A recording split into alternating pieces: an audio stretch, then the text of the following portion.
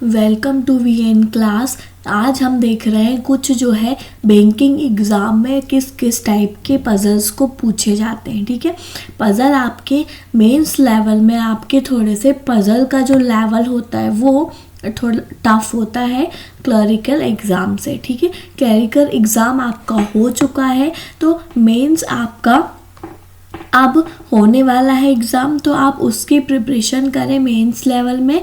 और आपकी पज़ल जो है आती हैं तो पज़ल की प्रिपरेशन भी आप करते चलें। क्योंकि आपका जो है एक पज़ल को सॉल्व करते हो आप, आपके 5 क्वेश्चंस आते हैं उसमें, और वो 5 नंबर आपके जो है मिल जाते हैं आपको। ठीक है, तो ऐसे आपके 4-5 पज़ल जो है एग्ज़ाम में पूछे ही जाते हैं। ओके, तो आप पज़ल को सॉल्व करें।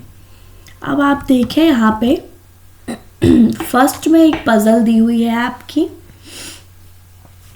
इस पज़ल को देखें, DGF कुछ इंस्ट्रक्शन दिए हुए हैं इस पज़ल में। ओके, तो इस इंस्ट्रक्शन के अकॉर्डिंग हमको बनाना है। किस तरीके से हम बनाएंगे ये आप देखते चलें। सबसे पहले क्या दिया हुआ है, DGF, MTSL and A are lawyers. ये सारे लॉयर्स हैं हु अटेंड एंड इंटरव्यू। सारे लॉयर्स हैं और सारे लॉयर्स जो है इंटरव्यू अटेंड करते हैं 1 by 1। ठीक है, 1 interviews is held on each day of week from Monday to Saturday। ठीक है, तो मंडे टू सैटरडे में आपके इनके इंटरव्यूज़ हैं, लेकिन and 2 interviews are held on Sunday. Sunday के दिन जो है आपके 2 इंटरव्यूज़ होंगे। ओके, फिर उसके बाद क्या दिया हुआ है, इनके जो है interview ask question on any one of the subject. और सब्जेक्ट दिए हुए हैं आपके, इनके कौन कौन से सब्जेक्ट हैं, company law, Indian penal code, the Indian bankruptcy code. ठीक है, और यहाँ पे आपका क्या है, एडमिनिस्ट्रेटिव लॉ, कॉन्स्टिट्यूशनल लॉ। ठीक है, और jurisprudence law, lands law and family law. ठीक है, इस तरीके से आपके ये सब्जेक्ट हैं। और ये जो कैंडिडेट्स हैं वो क्या क्या वियर करते हैं, 2 कैंडिडेट्स ब्लेजर को, 2 टाई को, 2 कैरी फाइल्स को और 2 मोकेसिन्स को। Each candidate has at least 1 of the above. ठीक है, इतना क्लियर हुआ। ये जो इंफॉर्मेशन है आपकी इस तरीके से है। ठीक है, अब आप देखें यहाँ पे आपको इससे ये समझ में आ गया कि आपके कुछ वीकडेज होंगे, उनका आपका एक कॉलम होगा। ठीक है, मंडे, ट्यूसडे,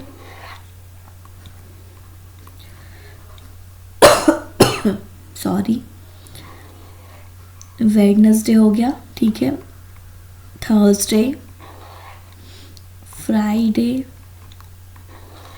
सैटरडे, संडे, और एक और आपका संडे, क्योंकि 2 इंटरव्यूज़ है संडे में आपके। यहाँ पे आपके कुछ नेम रहेंगे लॉयर्स के। ठीक है, किस सब्जेक्ट में उनका इंटरव्यू है वो सब्जेक्ट रहेगा, और यहाँ पे उनकी जो है क्लॉथ रहेंगे।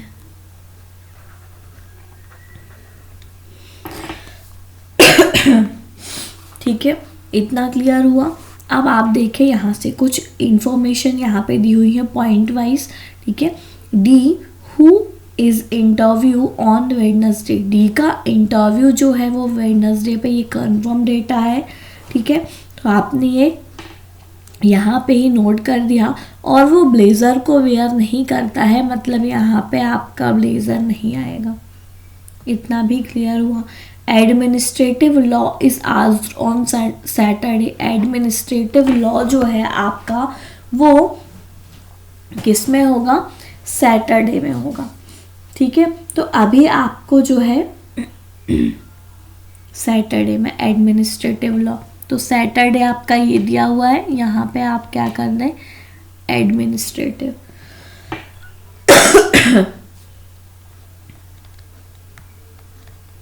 ठीक है, इतना क्लियर हुआ।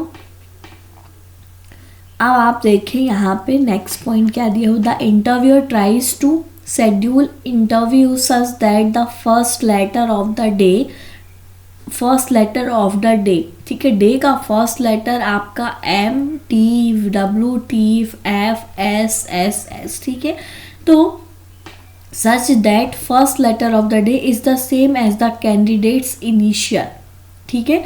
तो जो आपका जैसे कि मंडे में M जो है आपका वो कैंडिडेट्स हो जाएगा, ट्यूसडे में T कैंडिडेट्स हो जाएगा, और आपका संडे 2 दिए हुए हैं, सैटरडे भी दिया हुआ है, थर्सडे भी है, ठीक है। तो ऐसे आपके कहाँ कहाँ पे इनके फर्स्ट लेटर से आप देखोगे, ठीक है। लेकिन अभी आपका क्या दिया हुआ है ये देखें, the interview tries to schedule interview such that the first letter of the day is the same as the candidate's initial. तो आप इसमें नहीं बोल सकते प्रॉपर कि हमको मंडे में ही M लेना है, ट्यूसडे में T, मतलब कि आपका क्लियर नहीं है कि ये जो पॉइंट है वो किस पॉइंट में क्लियर होगा, ठीक है। इस पॉइंट को अभी आप स्किप करें, नेक्स्ट पॉइंट देखें। थर्ड पॉइंट क्या दिया हुआ है, the one who carries file are either asked question on lands law, on company law and are interviewed before Thursday के पहले, ठीक है। थर्सडे के पहले जो इंटरव्यूज होंगे आपके वो कौन कौन से होंगे, थर्सडे के पहले मतलब कि आपका ये दिया हुआ है थर्सडे के पहले वेडनेसडे, ट्यूसडे और मंडे में जो भी इंटरव्यूज होंगे, ठीक है, उसमें आपका क्या क्या होगा, वो carry files are either asked question on lands law और कंपनी लॉ। आपका ये दोनों लॉ इसके पहले आने चाहिए, किसके पहले, थर्सडे के पहले, ठीक है। पॉइंट्स को नोट करना है आपको यहाँ पे, तो आप बिल्कुल पॉइंट्स को नोट कर सकते हैं, और नहीं करना तो आप नहीं भी कर सकते, क्यों, क्योंकि यहाँ पे आपके क्लियर पॉइंट्स दिए हुए हैं, ठीक है। जो पॉइंट्स नोट करने के हैं वो आप नोट कर लें बिल्कुल, ओके। तो यहाँ पे आपका क्या होगा, लैंड्स लॉ और फैमिली लॉ का यहाँ पे होगा। इतना क्लियर हुआ। अभी हमको ये नहीं पता कि हम कहाँ पे किस चीज को लें, ठीक है। अगर हमने यहाँ फाइल को ले लिया, ठीक है, ये दिया हुआ है कि यहाँ पे जो है इसके पहले जो है कैरी फाइल्स जो होंगे, लेकिन अभी आपको कंफर्मेशन नहीं है कि कहाँ पे आपका फाइल होगा, ओके। अभी आपका कंफर्म नहीं पता है आपको कि आप किस जगह पे फाइल को लोगे, ओके। आगे बढ़ते हैं हम, नेक्स्ट पॉइंट पे आते हैं। क्या दिया हुआ है, fourth point, the one who were blazer are interview on conjugative days which is not over the weekend, ठीक है। कॉन्जुगेटिव डे में आपका जो है वो किस तरीके से आप जो है इसको करोगे, ठीक है। तो इसको आप देखो कि द वन हु, जो भी पर्सन ब्लेजर वेयर करता है उसका इंटरव्यू जो है वो कंसेक्यूटिव डे में होगा, ठीक है, और वो भी आपका is not over the weekend, और वीकेंड के जो है आपका वीकेंड के बाद में नहीं होगा, ठीक है, मतलब कि मंडे से फ्राइडे तक ही होगा। इतना क्लियर हुआ, मंडे से फ्राइडे तक में ही आप ले सकते हो इनको, ठीक है। उसके बाद आपका क्या इंफॉर्मेशन है, if M is asked question on lands law then a will be asked on family law and vice versa. There must be at least one day in between M and G interview. M और G के बीच में at least one day का gap रहेगा. अब आप इस point को note कर लें, M वन डे और G, ठीक है. और G जो है आपका, G does not about the Indian bankruptcy, ठीक है. तो G जो है आपका वो इंडियन बैंक करप्टी को, उसका जो सब्जेक्ट है वो नहीं है.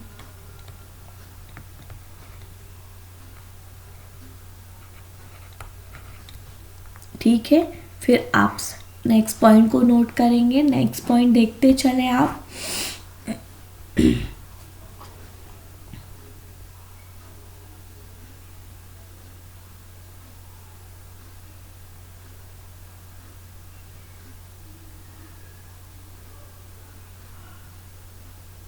तो आप किस किस डे पे देखते हो, कहाँ कहाँ पे आप सेम क्लॉथ को लोगे, अभी आपको ये देखना है. और ये M is asked question on lands law, then A will be asked on family law, ठीक है. And vice versa, there must be at least one day in between M and G, ठीक है. अगर आपने लिया किसको, एम और जी को, अभी आप कितने पॉइंट्स आपने देखे. नेक्स्ट पॉइंट और देखो, उसके बाद आप जो है इसमें जो आपका क्वेश्चन दिया हुआ है उसमें आप इम्प्लीमेंट करना स्टार्ट करना. फिर 7th point, S and A wear moccasins, ठीक है. एस और ए जो है मोकेसिन्स वेयर करते हैं. While L interviews is the last and he is asked about jurisprudence, ठीक है. तो एल का इंटरव्यू जो है वो लास्ट में होगा, लास्ट डे पे. और ये जो है क्या करता है, ज्यूरिस्प्रूडेंस इसका सब्जेक्ट होगा. इतना क्लियर हुआ. फिर उसके बाद आप देखें, the one interview on Wednesday were the same attire as what one of the candidates were on Sunday. मतलब कि जिस भी पर्सन का इंटरव्यू वेडनेसडे में होगा, जो वो चीज़ जो वेयर करेगा वही जो है, वही कैंडिडेट जो है आपका संडे में भी वही चीज़ वेयर करेगा. ये पॉइंट यहाँ पे उसने बोला है. क्या बोला है, वेडनेसडे और संडे में आपका जो है क्या होगा, सेम क्लॉथ रहेंगे. इतना क्लियर हुआ. ए जो है आपका 4th, वो फैमिली लॉ को करता है, ठीक है. तो यहाँ पे आपने देखा कि ये जो है कंजुगेटिव आएंगे. एस और ए जो है आपके क्या हैं, मोकेसिन्स हैं. 5th पॉइंट, एस और ए जो है आपके क्या करेंगे, मोकेसिन्स को. ये सारे पॉइंट्स आपने नोट कर लिए. While L interview is last, ठीक है, ये हो गया. और ये जो है आपका ज्यूरिस्प्रूडेंस में इसका सब्जेक्ट है, ठीक है. एम और ए जो है लैंड्स लॉ और फैमिली लॉ में से एक हो सकता है. इनमें ईदर और की कंडीशन दी है एम और ए की, ठीक है. लैंड्स लॉ और फैमिली लॉ.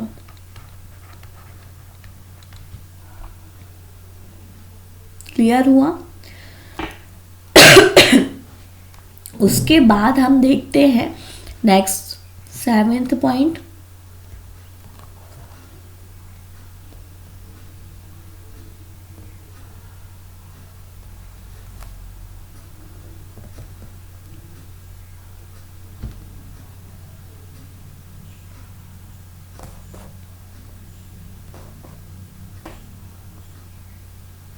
सेवेंथ में आपका यहाँ पे एक दिया था पॉइंट, इंडियन बैंक करप्टी जो है आपका फेल्स था इंटरव्यू.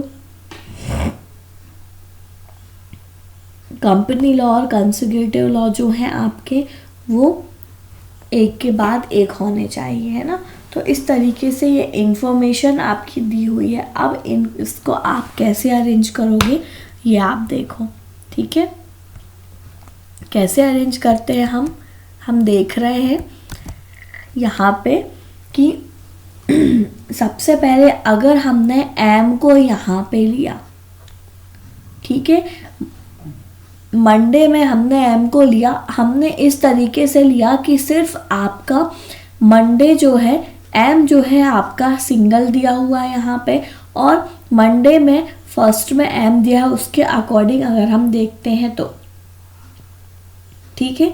यहाँ पे आप ट्यूसडे में देखते हो तो ट्यूसडे में आपको टी लेना होगा। अब यहाँ पे थर्सडे में भी टी, लेकिन यहाँ पे इस चीज़ से कंफर्मेशन हो गया हमको कि एम और जी के बीच में 1 डे का गैप है, एट लीस्ट 1 का, तो 2 का भी हो सकता है। तो एम 1 2 और यहाँ पे आप जी को ले सकते हैं, ठीक है। तो इस वजह से यहाँ पे टी तो फिक्स हो गया, ठीक है। अब आपका कंफ्यूजन दूर हुआ। अब जी जो है वो इंडियन बैंक करप्टी को यहाँ पे सब्जेक्ट उसका नहीं रहेगा जी का, ठीक है। तो अभी आपने देखा यहाँ पे कि कंफर्मेशन उसने यहाँ पे नहीं दिया है। कहाँ पे दिया हुआ है जी का जो पॉइंट है आपका, उस पर देखो आप, उससे आपको क्लियर हो जाएगा। ये G does not about an Indian bankruptcy code, so C fails the interview, ठीक है।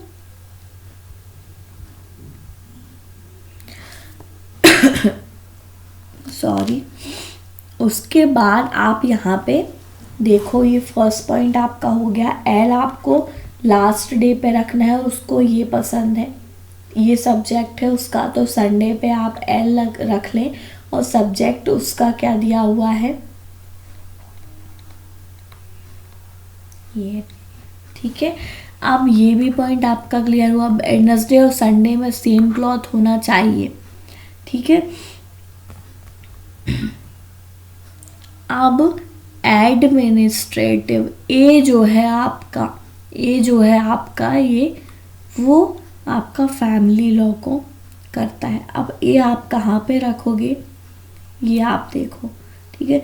2 में मोकेसिन्स हैं, ठीक है।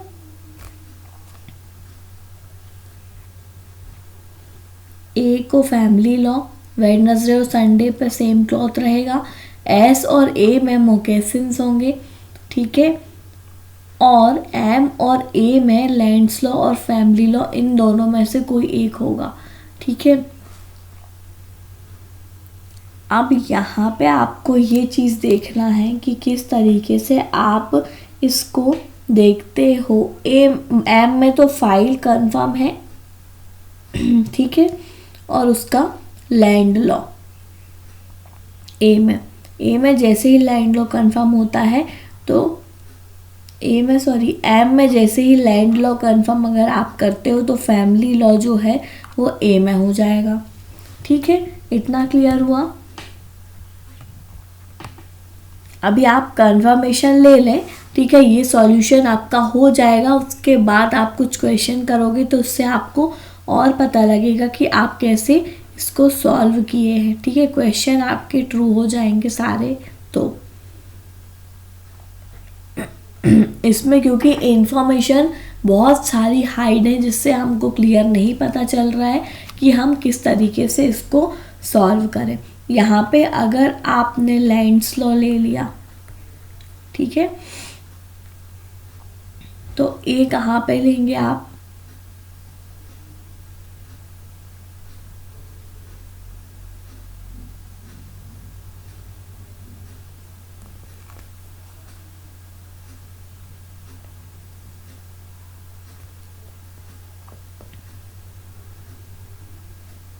एस और ए।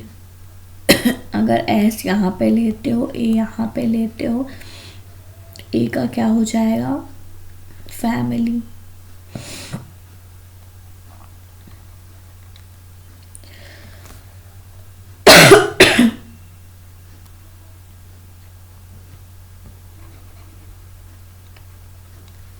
यहाँ पे फैमिली, और यहाँ जो है आपका सब्जेक्ट है,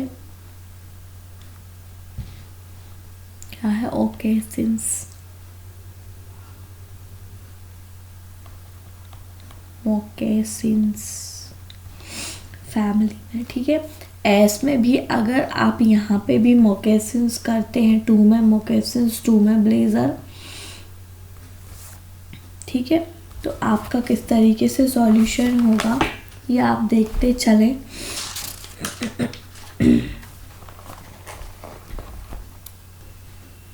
तो यहाँ पे भी आपने अगर मोकेशंस को लिया,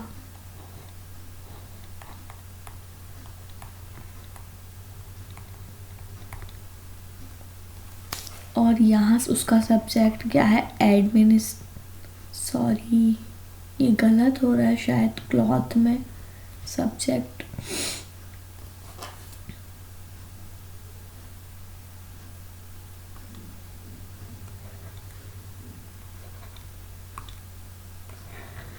ठीक है। यहाँ पे आपका फाइल होगा और यहाँ पे होगा आपका लैंड्स लॉ, ओके। यहाँ पे देखते चले आप किस तरीके से आपने इसको सॉल्व किया है। अब आपने यहाँ पे मोकेशंस को ले लिया, ये आपके क्लॉथ का सॉरी सब्जेक्ट है ना,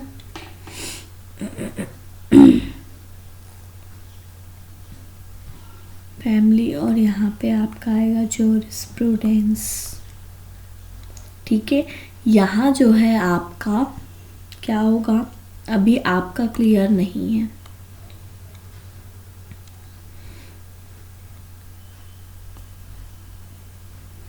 इन दोनों में अगर आपने मोकेशंस को ले लिया तो आपका ब्लेजर कहाँ पे होगा ये देखें आप। यहाँ पे सिर्फ आपका एफ बचता है, ओके।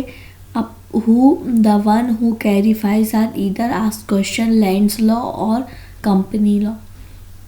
लैंड्स लॉ हो गया फाइल, ठीक है।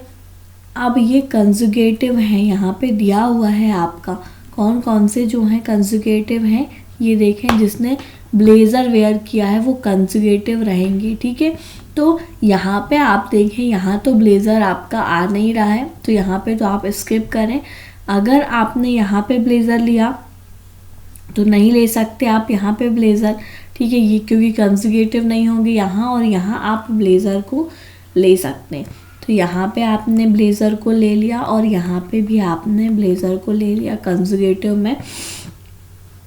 इसमें से एक फाइल होगा और एक आपका क्या होगा, लैंड्स लॉ होगा, और एक में होगा आपका कंपनी लॉ, ठीक है, जहाँ पे आपका फाइल होगा। तो इसमें भी अगर फाइल लेते हैं आप तो यहाँ हो जाएगा आपका कंपनी लॉ।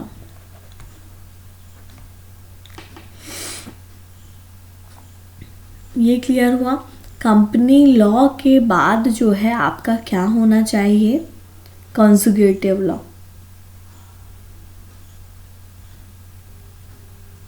ठीक है। कॉन्जुगेटिव लॉ अगर आप यहाँ पे लेते हैं, सब्जेक्ट है ये, ठीक है, ये कॉन्स्टिट्यूशनल लॉ, ठीक है, ये कॉन्स्टिट्यूशनल लॉ है। यहाँ पे अगर आप टाई को लेते हैं तो यहाँ एक और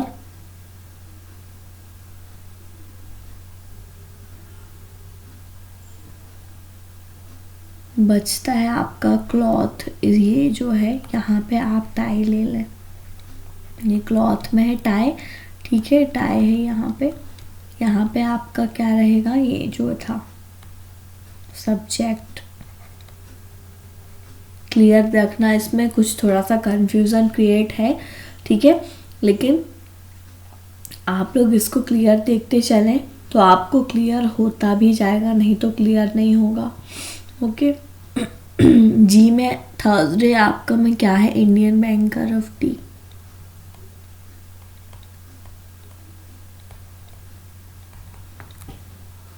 ठीक है, इतना क्लियर हुआ।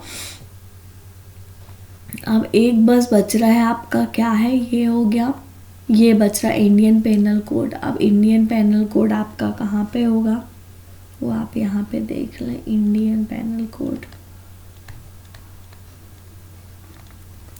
इस तरीके से आपने यहाँ पे अरेंज किया, क्योंकि यहाँ पे आपको ज़्यादा से ज़्यादा इंफॉर्मेशन नहीं दी हुई थी, ठीक है। आपने यहाँ पे अरेंज किया है, ठीक है, इस इंफॉर्मेशन के, जितनी भी इंफॉर्मेशन आपको दी हुई थी उसके अकॉर्डिंग, ठीक है। अब हम इसके कुछ क्वेश्चन पे आते हैं। क्वेश्चन आपके ट्रू होते हैं तो आपने इस पजल को बिल्कुल सही किया है, ठीक है। देखते हैं पजल के क्वेश्चंस को। Which of the following is correct, triplet, ठीक है। आप देखें यहाँ पे क्या है, एफ कॉन्स्टिट्यूशनल और लॉ ऑफ ब्लेजर, ठीक है। डी वेडनेसडे टाई, देखते चले, डी वेडनेसडे टाई हो रहा है, ये फर्स्ट, ये ट्रू है, डी वेडनेसडे टाई, ठीक है। और कंसेक्यूटिव में क्या था, इसमें ही आ रहा है कॉन्स्टिट्यूशनल लॉ टी, तो यहाँ पे ये आपका रॉन्ग है।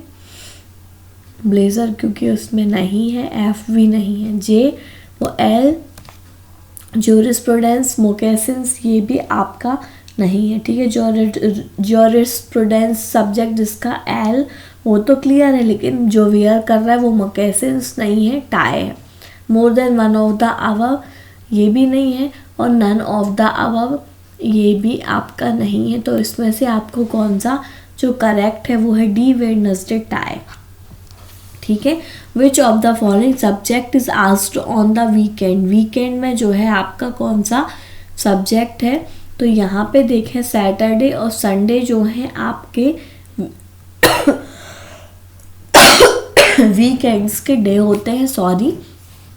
तो इसमें आपको बताना है constitutional law, lands law, company law, none of the अब आप यहाँ पे देखें सैटरडे संडे में देखते हैं आप, नहीं है कुछ भी, कॉन्स्टिट्यूशनल लॉ भी नहीं है,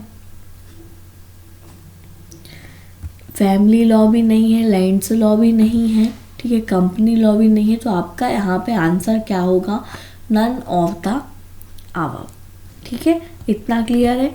उसके बाद नेक्स्ट क्वेश्चन का आंसर है what subject is asked to M, M जो है वो किस सब्जेक्ट है, एम का सब्जेक्ट जो है आपका, एम आपका ये दिया हुआ है, इसका सब्जेक्ट क्या है, लैंड लॉ, यही आपका राइट आंसर होगा, लैंड्स लॉ, ओके। फिर उसके बाद क्या दिया हुआ है, which candidate is interview on Thursday, Thursday में जो है वो कौन सा कैंडिडेट है जो इंटरव्यू देता है, थर्सडे आपका ये है, जी कैंडिडेट है इंटरव्यू देता है। सारे क्वेश्चंस के आंसर आपको मिल रहे हैं, इसलिए आपकी ये पजल आपने सही सॉल्व किया है, ओके। इसमें जो है थोड़ा सा कंफ्यूजन रहता है क्योंकि बहुत सारा डेटा दिया रहता है, तो आप उसको प्रॉपर अरेंज हो भी पाता है कभी कभी, और कभी कभी ऐसा हो जाता है कि इन्फॉर्मेशन आपको बहुत अच्छे से नहीं दी होती, तो उस हिसाब से आप अपने अकॉर्डिंग ये अरेंज करते हो, ठीक है। और फिर उसके क्वेश्चंस के आंसर्स आप निकालते हो, जैसे अभी आपने अरेंज किया, okay. Which candidate is asked about administrative law, administrative law को देखना है आपको कौन सा कैंडिडेट है, ये है एडमिनिस्ट्रेटिव, ठीक है। एडमिनिस्ट्रेटिव लॉ में एस कैंडिडेट है जो मोकेसिन्स को करता है, तो आपका क्या है एडमिनिस्ट्रेटिव लॉ में, सॉरी अगेन चेक करो, ये दिया हुआ है एडमिनिस्ट्रेटिव में एस, ओके। तो एस आपका यहाँ पे राइट आंसर होगा। तो ऐसे आपने इस पज़ल को सॉल्व किया और इसका आंसर निकाला। एक बार फिर आप इस पज़ल को सॉल्व करें और इसके कुछ क्वेश्चन के आंसर्स को आप भी निकाल कर देखें, ओके। उसके बाद हम आते हैं नेक्स्ट क्वेश्चन पे। नेक्स्ट क्वेश्चन देखते हैं हम किस तरीके से इसका सॉल्यूशन करेंगे हम, ओके। अब देखो 4 athletes Abhinav, Bhola, Chirag and Dev participated in 3 races R1, R2 and R3. The person to finish the race first is first given first position and so on till the position of fourth. No 2 athletes finished at the same position in the race and no athletes finished any 2 races with the same position. Some additional information is also known about the races. ये आपके information instruction दिए हुए हैं. इतना clear हुआ.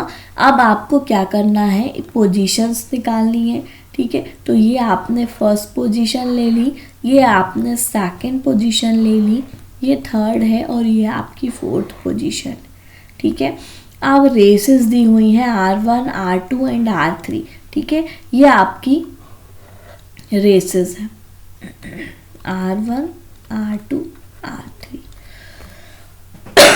Okay, अब यहाँ पे आपको जो है बताना है कि पोजीशन के अकॉर्डिंग जो है किस तरीके से आप इसको इस इंफॉर्मेशन को देखते हैं और अरेंज करते हैं. सबसे पहले जो आप पॉइंट है आपका फर्स्ट पॉइंट उसको देखें. Dev was not the last to finish R2. मतलब देव जो है वो R2 पे नहीं आएगा. ठीक है, मतलब कि यहाँ पे देव R2 पे यहाँ पे लास्ट में नहीं आएगा. ठीक है, तो यहाँ पे आप ऐसे करके इसको रॉन्ग कर दें या यहाँ पे फर्स्ट पॉइंट नोट कर लें. देव जो है वो R2 पे नहीं आएगा, R2 के लास्ट पोजीशन पे. ठीक है, सेकंड पॉइंट क्या है, sum of the position of Chirag was the maximum possible. Chirag का जो है हमको सम करते हैं हम, जहाँ जहाँ भी तीनों पॉसिबिलिटी में हमको देखना है कि चिराग का जो सम है वो मैक्सिमम होना चाहिए. ठीक है,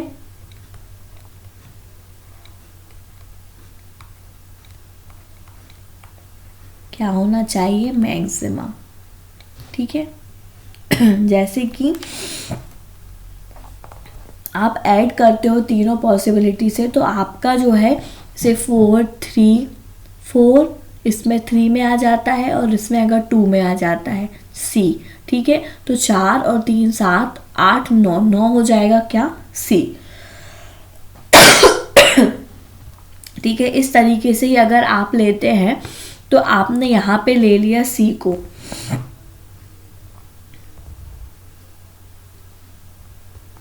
ठीक है,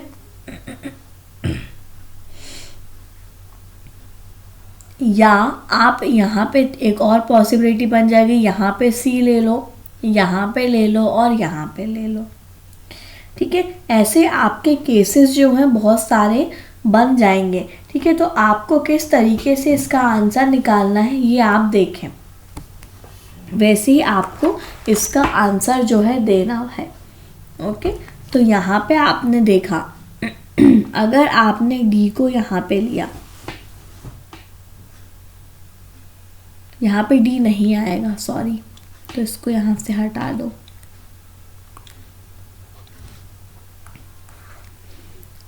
इन दोनों पॉइंट से अगर हम देखते तो D R2 में लास्ट में नहीं होगा, तो D को अगर आप यहाँ पे लेते हैं, ठीक है, D को यहाँ लेते हैं और फिर D को आप एक और जगह पे कहाँ लेंगे ये देखें. अभी और देखो आगे क्या बोलता है. One among Abhinav and Bhola came last in R3.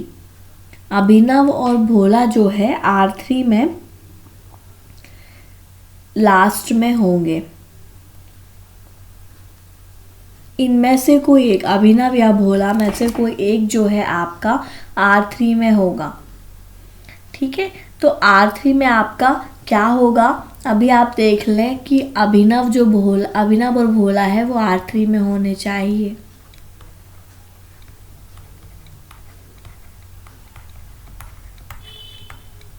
Fourth point है, Bhola finished first in R1 and he was not the last position to finished R3.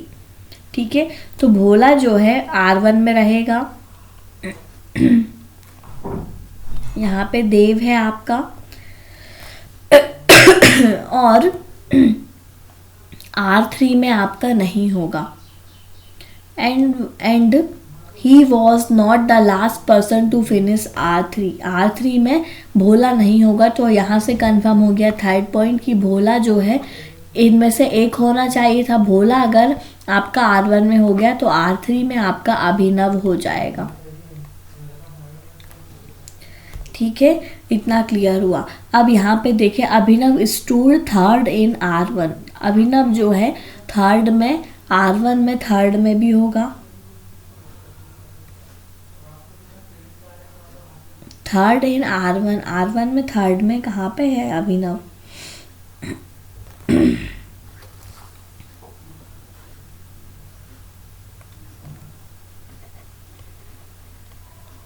यहाँ पे हो गए भोला। ठीक है, इतना क्लियर हुआ। फिर absolute difference in sum of position of Chirag and Dev was 2 होगी। ठीक है, तो यहाँ पे आपकी क्या करना है, आपको चिराग और देव की जो डिफरेंस है वो होगा 2। अगर आप चिराग को कहाँ कहाँ लोगे ये आप देख लो। देव अगर आपका यहाँ पे दिया हुआ है तो देव को आपको कहाँ कहाँ लेना होगा ये आप देखते हो। ठीक है, अभी ये पॉइंट्स और नोट करने। The at least with the least sum of position was declare the ultimate winner. जो सबसे ज़्यादा पोजीशन डिक्लेयर करता है वो अल्टीमेट विनर होगा। ये क्लियर हुआ। अब D R2 के लास्ट में नहीं होगा तो यहाँ पे उसका नहीं है D। ठीक है, अगर यहाँ पे आप C लेते हो तो C हो गया 4 पे। और ये जो है आपके, इसने ये भी बोला है कि यहाँ पे अगर C यहाँ पे आ गया है तो C अब यहाँ पे नहीं होगा। अब C कहाँ पे होगा? इस पोजीशन पे कहीं पे C होगा। यहाँ पे आपने C ले लिया। ठीक है, C मतलब चिराग। ठीक है, और यहाँ पे C ले लिया है 2 में, तो यहाँ पे आप देखो कि कहाँ पे आप C को लोगे। तो जिसकी आप ऐड करोगे जिनको, ठीक है, इनको आपको सम करना है। एडिशन आपका सबसे ज़्यादा हो तो वही हो रहा है 4 3 7 8 9। ठीक है, अब देव को कहाँ कहाँ लोगे? देव आपका ये दिया हुआ, आप -2 आना, मतलब इन दोनों का, चिराग और देव का डिफरेंस आपका 2 होना चाहिए, जिसमें से चिराग आपका 9 हो गया। अब देव आप देखो तो देव को 7 होना चाहिए। ठीक है, 7 होना चाहिए तो 4 आपका यहाँ पे हो गया।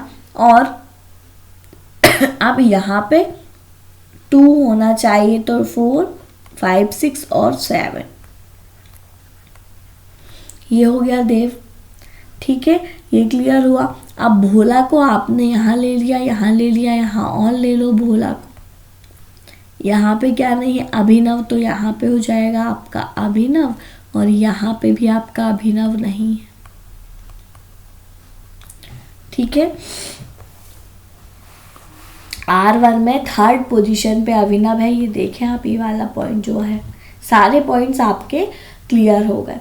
ठीक है, सारे पॉइंट्स क्लियर हो गए। और देव की 4 और 2 6 और 1 7, 7वीं पोजीशन आपकी देव की है। तो इन दोनों का 9 में 7 माइनस करेंगे आप, तो डिफरेंस आपका 2 आ भी रहा है, जो कि आपका ये 6 पॉइंट में बोला था। Absolute difference in sum of position of Chirag and Dev was 2।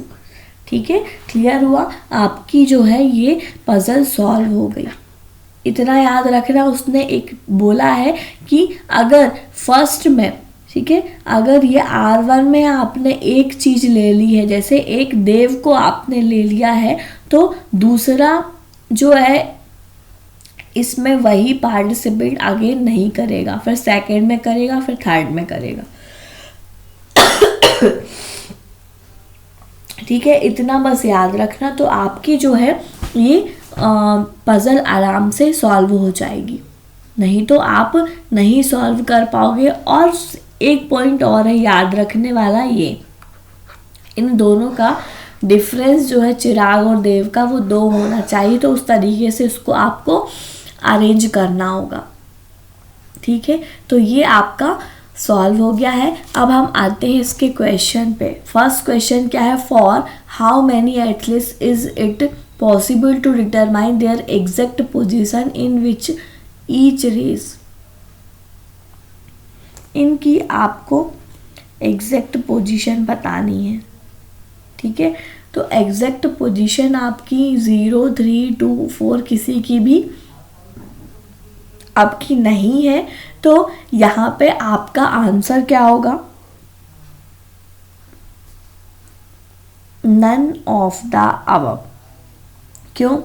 क्योंकि बी की जो पोजीशन है वो 6 है, ए की 8 है, सी की 9 है और डी की 7 है, ठीक है। बी जो है आपका, बी जो है वो 6 है, सी जो है मतलब बी भोला है,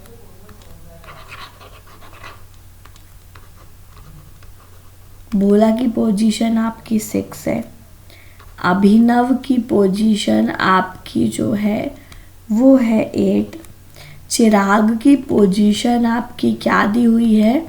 9 और देव की पोजीशन आपकी है 7। अब आप यहाँ पे देखें किसी की भी पोजीशन यहाँ पे नहीं दी हुई है, तो नन ऑफ द अबव इसका राइट आंसर होगा। At the position, eight which position Chirag finished in R2, R2 में आपको बताना है।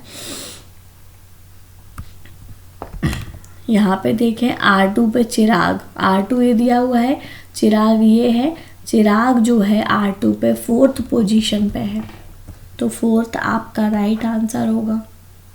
इतना क्लियर हुआ। फिर नेक्स्ट में आप देखो, what was the absolute difference in position of Bhola in R3 and Dev in R1, ठीक है। भोला की R3 में और देव की R1 में पोजीशन आपको बताना है। भोला की R3 में, ये है भोला, भोला की R3 में 2nd पोजीशन है, ठीक है। और क्या दिया हुआ है आपका डिफरेंस? भोला और देव की R1 में, देव की R1 में आपकी 4th पोजीशन में है, तो दोनों का डिफरेंस आपका क्या होगा? 4 में 2 माइनस करोगे 2 हो जाएगा, तो यहाँ पे राइट आंसर क्या हो जाएगा? 2। क्लियर हुआ। भोला की R3 में आपकी 2nd पोजीशन है और देव की R1 में 4th पोजीशन है, 4 - 2 मतलब 2 आपका राइट आंसर होगा। क्लियर हुआ। उसके बाद who was the ultimate winner, ultimate winner मतलब कि सबसे ज़्यादा जो है इसमें किसका आया है, तो सबसे ज़्यादा मतलब चिराग है, ठीक है। तो चिराग आपका अल्टीमेट विनर होगा, तो चिराग ही आपका राइट आंसर होगा। क्लियर हुआ। उसके बाद नेक्स्ट क्वेश्चन, नेक्स्ट और लास्ट क्वेश्चन का आंसर और ने, what was the sum of position for Abhinav, Abhinav की पोजीशन का सम करना है, ठीक है, सारे में। अभिनव आपका यहाँ पे 3rd पोजीशन पे है, 3, 1, 4, 4 और 4, 8, ओके। 8 आपका राइट आंसर होगा। अभिनव 8 पोजीशन है उसकी। अगर हम तीनों में काउंट करते हैं तो, ओके। तो आप जो है इस तरीके से क्वेश्चंस को सॉल्व करें। थोड़ा सा हाई लेवल का क्वेश्चन था ये, ठीक है। ये दोनों ही क्वेश्चन आपके हाई लेवल के थे, लेकिन आप जो है इस तरीके के इस टाइप के क्वेश्चन सॉल्व करते रहे, ऐसे ही क्वेश्चन आपके मेंस लेवल के एग्ज़ाम में आते हैं, ठीक है। SBI क्लर्क का मेंस होने वाला है, हो सकता है कि इस टाइप के क्वेश्चन आपको पूछ लिए जाए, तो आप इस टाइप के क्वेश्चन की प्रैक्टिस भी करते रहें। मिलते हैं हम नेक्स्ट वीडियो पे और भी पजल के क्वेश्चंस के साथ, ओके। तो आप बने रहें VN क्लासेस पे और हमारे चैनल को please like, share and subscribe करें। Thank you.